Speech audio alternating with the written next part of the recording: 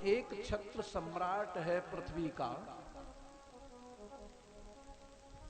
उसके पास क्या नहीं है? भोग की बहुलता है उसके पास, ताकत है, पावर है, मान है, सम्मान है, धन संपत्ति का कोई अनुमान ही नहीं है कितनी धन संपत्ति है, सम्राट है। लेकिन इतना सब कुछ होने के बावजूद भी ये सब कुछ छोड़ करके जाते हैं। क्यों जाते हैं? क्या लेने जाते हैं? तो बोले ये सब कुछ होते हुए भी क्लेश रहता है, परम शांति नहीं मिल रही है, परमानंद नहीं मिल रहा है। ये परमानंद उस व्यक्ति को मिलता है जो ये नाम रूप प्रपंच को निषेध करके अपने आत्म स्वरूप में जो निमग्न होता है। अरे ये संसार तो मरने वाला है ना, अपना कोई मर जाता है तो बड़ा दुख देता है, बार बार रुलाता है, आंसू आने लगते हैं।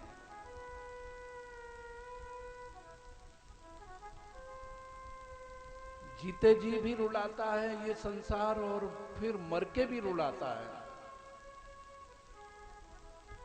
इसलिए इस नश्वर संसार का निषेध करके अपने आत्म स्वरूप में, अपने आप में जो निमग्न होता है वो उस परम शांति को प्राप्त करता है, परमानंद को प्राप्त करता है।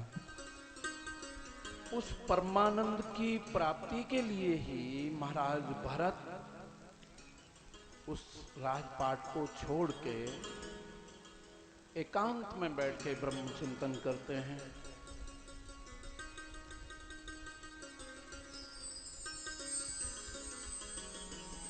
अब न बेटा की याद आती है, न बेटी की याद आती है, न पत्नी की याद आती है, न किसी संबंधी की याद आती है। अब तो हृदय में केवल भगवान है। हृदय को ऐसा पवित्र बना लिया भरत जी ने कि उसमें अब भगवान है, ये संसार नहीं है।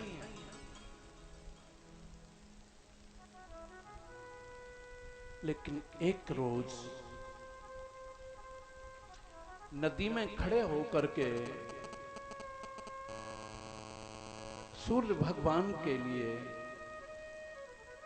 जल अर्पण कर रहे थे कि उसी समय पर एक हिरनी प्यास से व्याकुल होकर के नदी का जल पीने आई।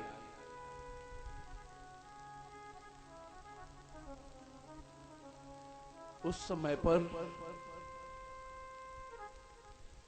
पीछे से जंगल में शेर ने अपनी गर्जना की, तो शेर की गर्जना से हिरनी भयभीत हो गई। गर्भवती थी, प्रसव का समय नजदीक था, सोचा कि नदी पार कर लें तो जान बच जाएगी, पीछे तो दुश्मन है, मार डालेगा। और उसने नदी पार करने के लिए छलांग लगा दी।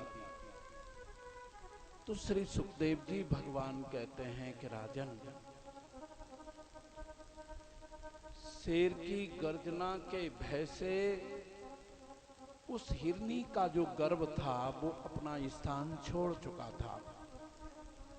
और जैसे ही उसने ताकत लगाई, छलांग लगाई कि वो मृत शावक हिरनी का बच्चा गर्भ द्वार से निकल पड़ा और पानी में डूबने लगा, उछलने लगा, डूबने लगा, उछलने लगा। हिरनी का देहांत तो हो गया। अब भरत जी देखते हैं कि ये बेचारा हिरनी का बच्चा ये परिवार से बिछुड़ गया, इसका कोई पिता नहीं है, कोई इसकी मां नहीं है, अब इसकी कोई रक्षा करने वाला नहीं है। तो क्यों न हम इसकी रक्षा करें।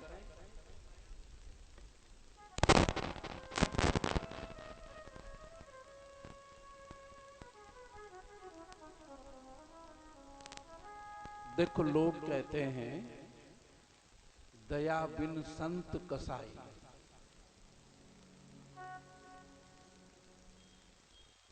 पर ये बात सच नहीं है।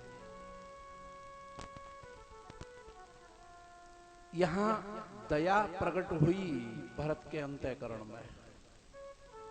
ये सत्गुण का कार्य है दया। लेकिन प्रकृति के गुण जो हैं ये व्यक्ति को बांधते हैं, बंधन में बांध देते हैं। ये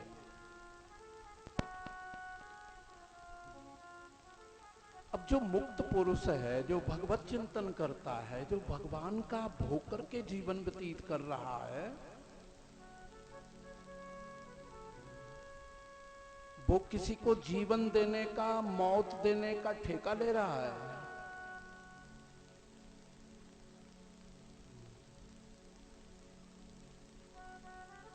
ये संत को ठेकेदारी नहीं करनी चाहिए, उसको अपनी जिम्मेदारी ऐसी नहीं बनानी चाहिए। अरे वो गुणातीत परमात्मा का चिंतन करता है और अभी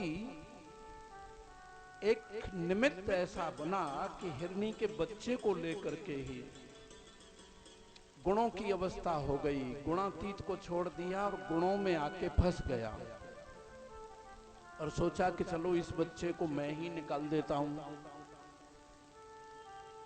तुरंत अपनी गोद में ले लिया। सोचते हैं कि जंगल में अगर छोड़ दूंगा तो कोई हिंसक जीव जंतु इसका भक्षण कर लेगा, अब कैसे इसको छोड़ूं। अब तो इसका पिता, माता, भाई, बंधु सब कुछ मैं हूं। इसलिए उसको वो लेके अपनी कुटिया पर आ गए।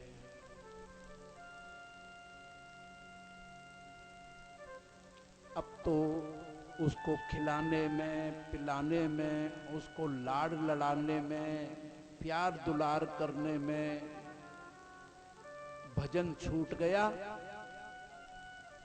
और केवल हिरण के बच्चे में ही उनका मन लग गया।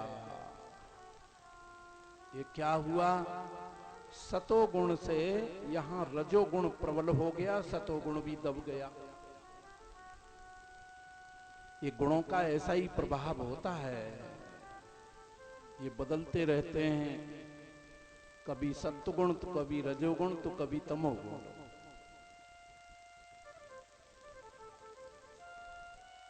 अब देखो, एक महात्मा को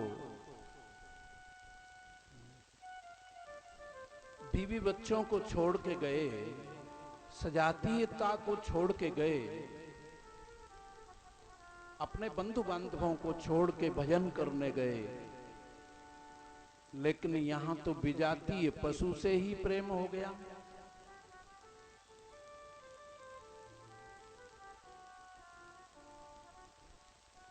फंस गए उसमें, भजन छूट गया और केवल हिरण के बच्चे में ही उनका मन तदाकार हो गया। देखो, जो मिलता है वो छूटता जरूर है, जिसका संयोग है तो उसका निश्चित रूप से वियोग होता है, ये सृष्टि का नियम है। एक दिन हिरण का बच्चा भरत को छोड़ के भाग गया।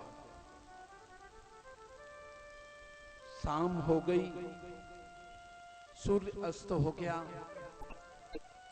अब भरत जी को चिंता होने लगी कि वो मृग शावक कहां गया, लौट के क्यों नहीं आया, कहीं किसी शिकारी ने उसको मार तो नहीं दिया, कहीं किसी हिंसक जानवर ने उसको अपना भोजन तो नहीं बना लिया, कहां है वो। रात हो गई, चंद्रमा की चांदनी छिटकने लगी, तो चंद्रमा में जो काला काला धब्बा है उसको देख करके भरत जी चंद्रमा से पूछते हैं अरे चंद्रमा, तूने मेरे मृग शावक का रंग छीन लिया है। तुझे तो अवश्य पता होगा कि वो मेरा हिरणी का बच्चा कहाँ है। पृथ्वी की ओर देखते हैं तो उसके पग चिन्हों को देख करके और पृथ्वी से पूछते हैं, अरे पृथ्वी, तूने उस मृग शावक को कहाँ छिपा रखा है? तुझे तो जरूर पता होगा। अब मैं उसके बिना कैसे रहूंगा?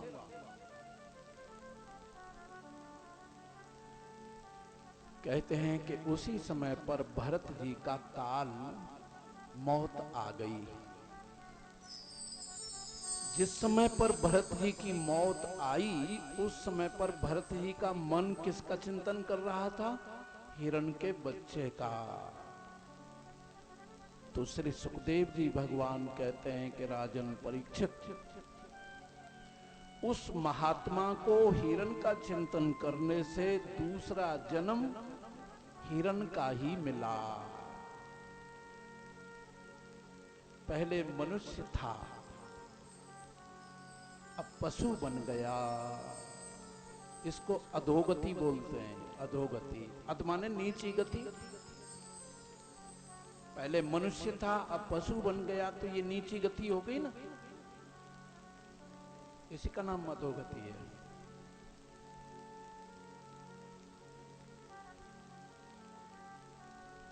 अब आप लोग अपने विषय में विचार करो कि आप किसका चिंतन करते हो।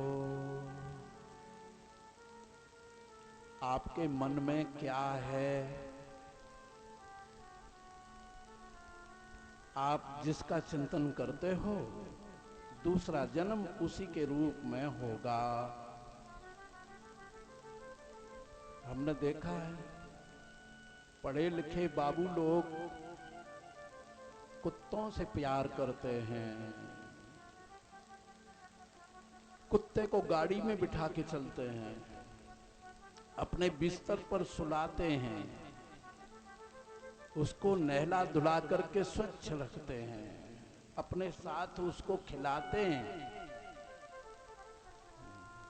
अपना मुंह चटवाते हैं और उस कुत्ते का मुंह स्वयं चाटते हैं।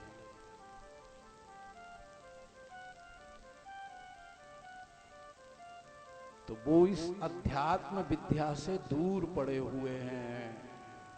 ये ज्ञान उनको नहीं है कि हम क्या कर रहे हैं।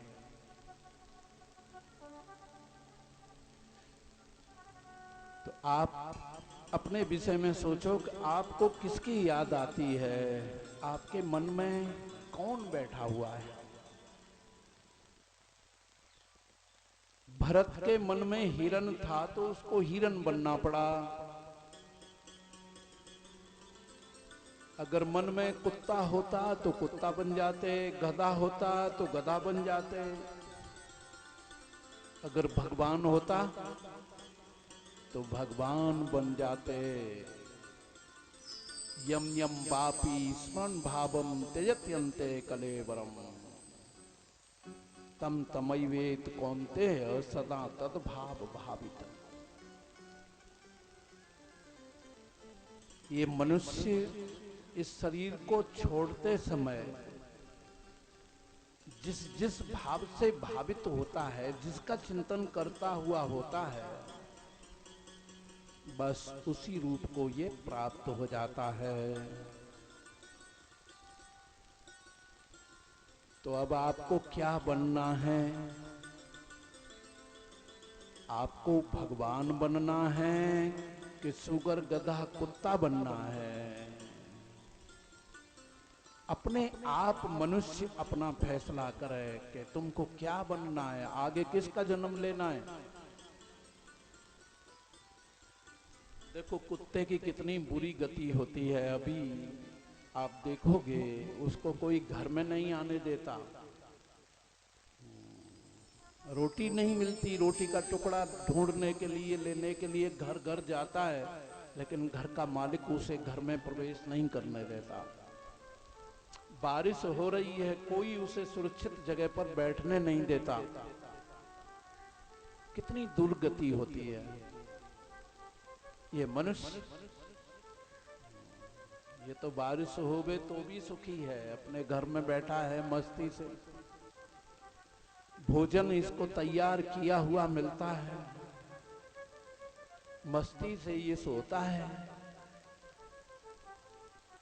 तो ये मनुष्य शरीर तुमको स्वतंत्र रूप में मिल गया, अब तुम इसका सदप्रयोग करो अथवा दुरुपयोग करो। अगर भगवान का चिंतन करोगे तो सदुपयोग है, अगर भगवान को छोड़ के संसार का चिंतन करोगे, बेटा बेटी का चिंतन करोगे, पति पत्नी का चिंतन करोगे, पशु का चिंतन करोगे, तो फिर दुरुपयोग किया, आपने जीवन का सदप्रयोग नहीं किया।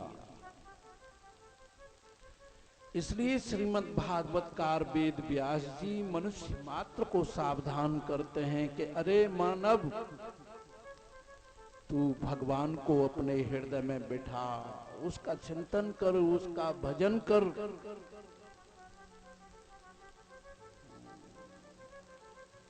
उसके नाम को, उसके रूप को अपने मन में बसा।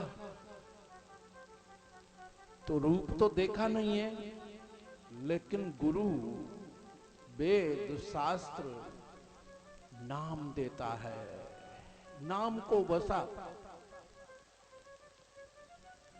हरि ओम।